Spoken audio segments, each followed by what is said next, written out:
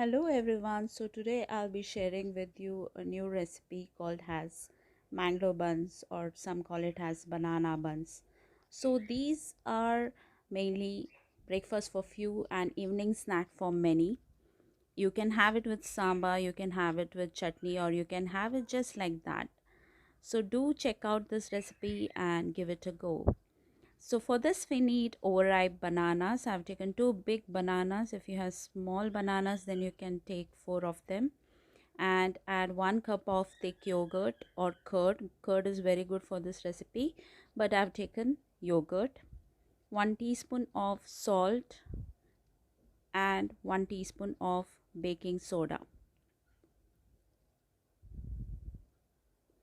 So do not take baking powder, you have to take baking soda.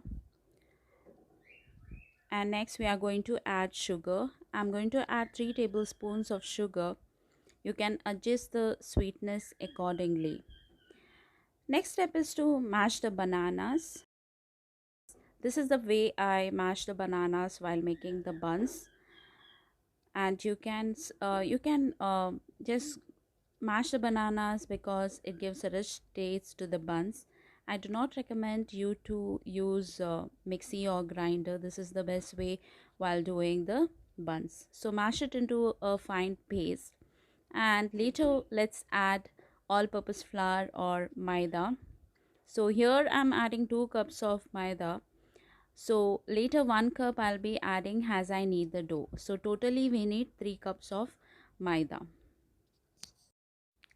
Now let's add cumin seeds. Cumin seeds gives a beautiful aroma and flavor to the buns. And let's start kneading the dough.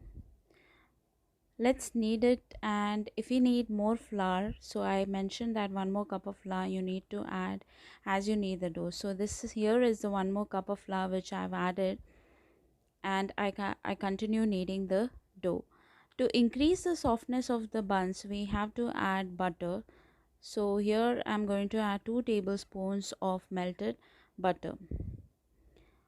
So this, you have to knead the dough for around 15 to 20 minutes, and the dough should be oily. So we need to add oil. So you can add any vegetable oil.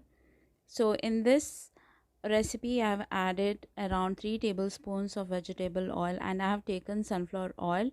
You can take any other vegetable oil. So finally the dough should be oily, and the consistency of the dough should be softer than chapati. So this is how I'm kneading the dough. Remember that more you knead it, better will be the results. So finally the dough will look like this. So you can see that it's oily and soft.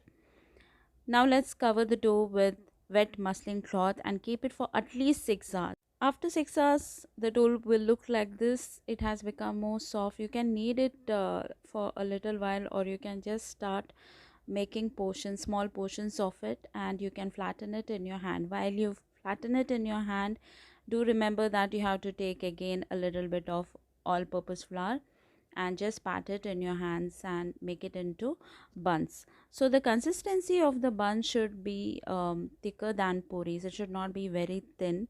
And again, I don't recommend you to use a rolling pin. You can just flatten it in your hands and keep it ready. Before frying the buns, do remember to remove out the excess of all-purpose flour which you had used while flattening the dough.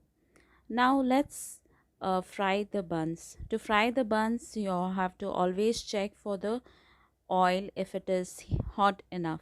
Okay, so just add a small piece of dough and see if it is rising. If it is rising, then yes, the oil is hot enough. Otherwise you have to wait for the oil to get heated up. This is the expected color of the buns. It should be nice golden brown in color. So you can see in the video that how we fry the buns. So always maintain the medium flame, and as you drop the buns you have to keep on tilting it after few seconds.